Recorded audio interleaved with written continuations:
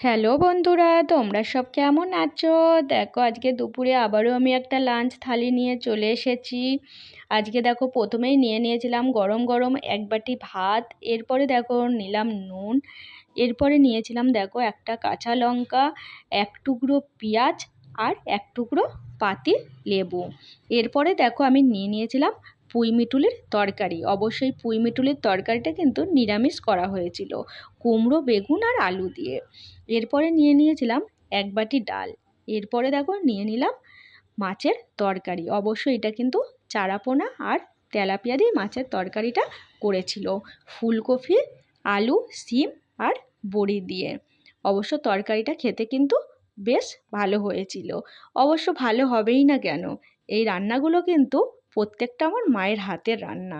আর বলে না, মায়ের হাতের রান্না কিন্তু সবার কাছেই একটু বেশিই ভালো লাগে।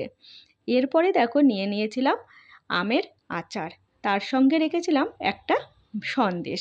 অবশ্যই সন্দেশটা কিন্তু আমার বাবা আগের দিন রাত্রে এনেছিল, সেটাই আমি এক টুকরো ভাতের মধ্যে রেখেছিলাম। এরপরে নিয়েছিলাম এক গ্লাস জল। তা বন্ধুরা, আজকে লাঞ্চ থালিটা তোমাদের কেমন লাগলো অবশ্যই কিন্তু কমেন্টে জানিও।